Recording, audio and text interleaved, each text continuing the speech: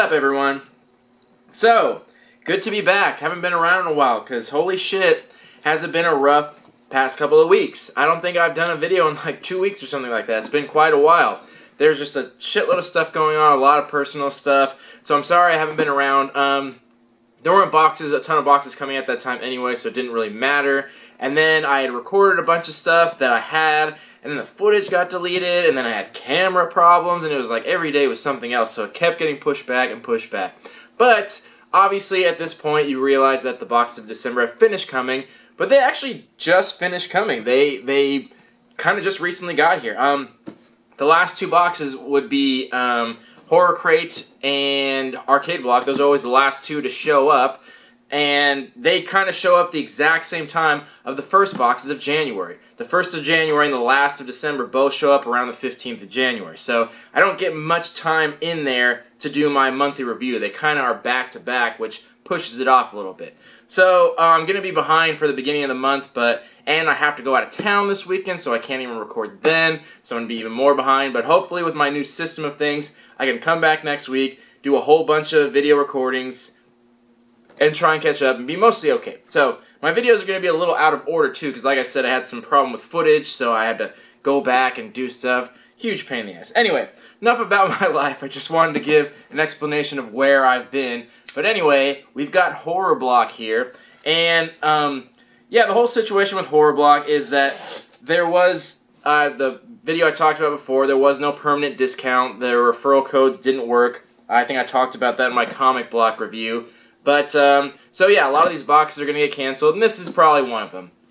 I think I'm only going to keep 2 boxes by the Nerd Block Company, maybe 3, because there's just no referral codes, there's no discount or anything like that, which sucks. They really need to get some kind of customer loyalty in that sense. It's really a bummer that they don't do that, because I've advertised for them to no end, and I really don't see much out of it. They have an affiliate program where you get, like, cash for everyone you refer, but very small amounts, and you know, it's just not the same. I'm not trying to get paid out of it. I would just hope that these companies like support what I do a little more. I'm not trying to make money. I just want to keep the channel going. I want to keep these boxes going. So it's just a little different. But anyway, we got Horror Block here, so let's take a look at what we've got this month and give it a review. So I think I'll have one more Horror Block coming after this. So this is one of the last ones, but I don't think it's the last one. So let's take a look at this shirt. Alright, got a nice Shirt Punch shirt, and it kind of just looks like a crossover between a bunch of different horror movies. That's pretty cool. I kind of like that. I think that's a good crossover, where they don't have to like mix characters or genres or anything like that, or do some kind of weird mashup. This is just, it's technically a crossover, but it's just a bunch of different franchises together, so that's cool.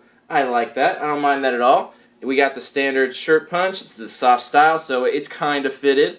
Red color, like, okay, red's okay. It's not that outlandish, but not my first choice for a shirt color. But, you know, I think it's acceptable. I think it's okay to wear a red shirt every now and then. So I like that. So, yeah, I think I'll give that like a 7 out of 10. I think most people will like that. And the design's pretty nice. You know, the line work on it's not perfect. It could be, has room for improvement, but it's still good. I still like that. I think that's good. All right, next. And we got a Freddy plush figure. Take him out of the package.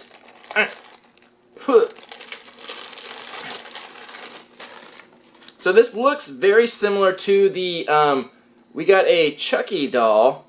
I think it was in October. It looks kind of similar to this if I remember. But I think this is from, nope, it's from a company called Bleacher.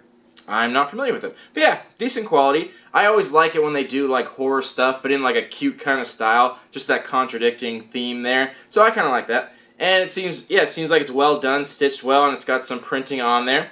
Very well done. I don't mind that at all. Cool. Alright, moving on. We got a mini pop. We got Daryl Dixon. And this says Horror Block exclusive. Focus. It says Horror Block exclusive on there. And I'm looking at it, and okay, so I assume that's what it was. You can barely tell on there, you gotta look really closely, but there's some blood spatter on there. And I'm assuming that's what makes it exclusive. I could be wrong. I'll have to compare it. I have a bunch of these Daryl Dixon ones because he's so popular. I'll have to compare it to the one I already have. It's sitting around here somewhere. to see if that's the only reason what makes it exclusive. But very common thing for Funko or any company to do to make something exclusive. Just give it a little blood spatter, which is fine. It's cool. Everyone loves the blood spattered versions better, so I'm pretty sure that's what it is. Other than that, this would be extremely common because Daryl's a very popular character and he's shown up in so many boxes, but at least there's something exclusive about it, so I think that's okay. That works. Alrighty. Moving on. Then, what do we got here? Zombie Hula Girl. Cool. And this, I would assume, seems like something that's a Horror Block exclusive. Yeah, it says it. Alrighty. Come on out. Oh gosh. Get out of there. There we go. Focus. Wait for the camera to focus here. Come on. Do it. There we go. So, yeah, we just got a little hula girl. She wiggling around. And she's a little zombie. I think that's really cool. I like it. A little play on the classic hula girl style. And she's a nice little zombie. Quality's nice. Got decent paint job, decent sculpt. Not amazing by any means, but still pretty good. I like it. And it says Horror Block on the back, which I assume means it's exclusive. And I'm pretty sure that is what it means. So, that's cool. I like that. And I think we have one more item in here. No, we got two. If I can get him out. Oh my gosh. They always put so many advertisements in here. It's like 12 of them. Okay. So first, we got Rue Morgue. Magazine we've seen before. All things horror. Just a horror magazine. It's always interesting to give this a read. They always have good stuff in there. Interesting articles and whatnot. And the last item looks like an art print, which the Nerd Block Company is very commonly doing.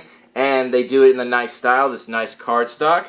And it looks like a battle between Godzilla and Cthulhu.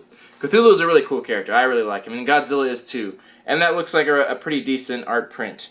And I'll have to look at the card to see who the artist is or if they even name him. Because they don't always name the artist. They only do sometimes. But yeah, I'll talk about that later. Paul Hanley. Nice. Okay. So, that was all the items in the box. We'll take a short little break. And then we'll come back for our part 2, the review portion of my video. And we'll give it a value and give it a rating. And make this nice and short so we can move on and get into January. See you soon. Alright, we are back. So, let's talk about some value and give this box a rating. First, our t-shirt. Like I said, 7 out of 10. I think it's pretty good in quality, decent design, blah blah blah, things like that. I think that's a deserved score. We get the standard $12 to $15 value on the shirt. Next, the plush, which I found out is actually an exclusive. It said it on there on the tag, I just wasn't paying attention. But it is an exclusive. We actually got mostly exclusive this month, which is a good thing. I really like that.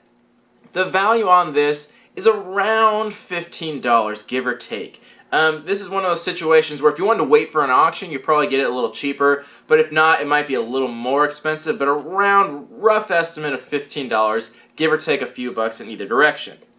Then, the Daryl exclusive pop.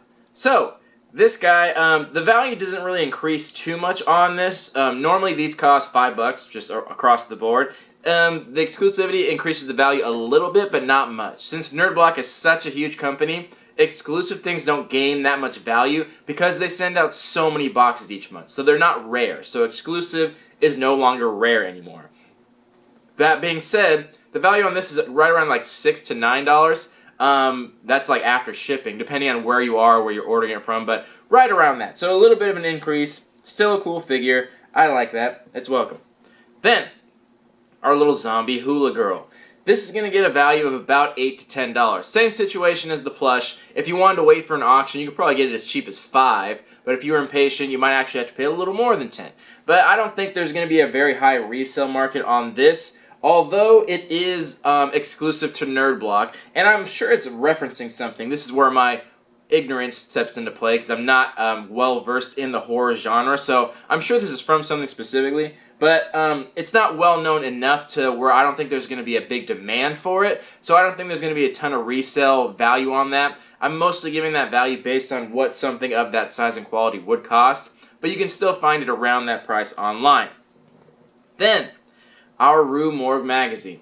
This is actually going to get a value of $10, basically just because it says it on there. This is, I think, the only thing that really wasn't exclusive in the block, but, you know, it's hard to give books and magazines value because it costs $10. If you were to go into a store and you wanted this magazine, you'd have to pay $10. But, you know, it's incredibly easy for books and magazines to buy them online. Someone reads it once, it's still in perfect condition, you can probably buy it for like $1 or $2 or something like that. When someone's done with the magazine, they don't care, they're just going to toss it out. But I always am fair with the values on that. Same with books, so I always give it the posted value on there. So just keep in mind that's totally debatable, but no need to debate it here because I realize that. But that's the value it's going to get is $10. Then, our little art print here. So I think they said Paul, what was his name? Damn it. Paul Hanley? Was that what it was? Yeah, Paul Hanley. Which the name sounds familiar. I'm pretty sure I've heard of him before.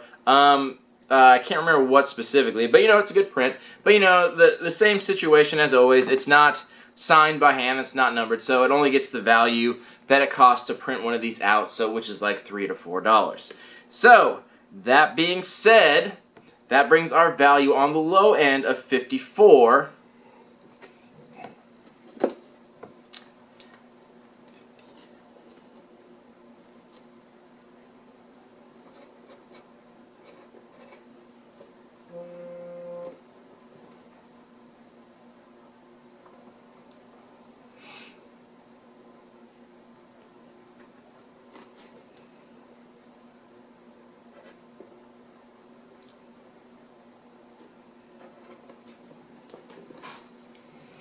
So that brings our value on the low end of 54 and on the high end of 63. So, you know, that's pretty common with the Nerd Block company. With a $30 box, you're almost always going to get right around a $50 value. This one, debatably a little more, depending on how you value that magazine and things like that. So, pretty much what you'd expect, which is good.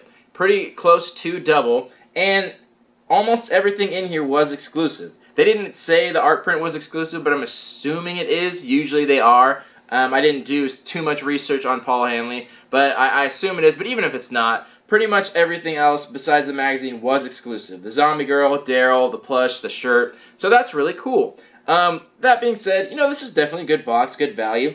Some of the things weren't like fantastic. The Pocket Pop is good, but the blood spatter doesn't make it too rare collectible. It's always good to get exclusive things because you know you're not getting something you already have, which is good. But the word exclusive, like I've said a million times, just doesn't mean that much anymore when you're talking about such a big company. Because they put out, I think they said like 500,000 boxes each month. So that means that 500,000 people are getting all these items, and maybe most people don't like them, also they sell them, so it's pretty easy to get some of them online even though they're exclusive. That doesn't mean they're bad or anything, there's still really cool stuff that you don't have. So overall, this is a pretty good box. So I'm going to give this a 7.5 out of 10. Maybe I might give it a little higher, depending on what you guys say. I always take your thoughts into consideration, so it might actually go up a little bit. I'm kind of on the edge there, but decent value, pretty much double, exclusive stuff, in the obviously the horror genre, which you would like if you're getting this box. And yeah, I think that's pretty fair. But let me know what you guys thought about it, and then we'll revisit that in the monthly review. So, I have one more box to review. I'm not sure what order my videos are in as it's being posted. It's kind of a mess right now. But there's some videos that I don't know if I'm going to have time to go back and record before the monthly review, but we'll figure that out. So I have one more to record, and then after this weekend, I'll hopefully be able to record the monthly review so I don't get too far behind. But anyway, this has been Horror Block, shirt 7 out of 10, box 7.5 out of 10. Let me know what you guys thought. Talk to you in the next video. Love you all. Peace.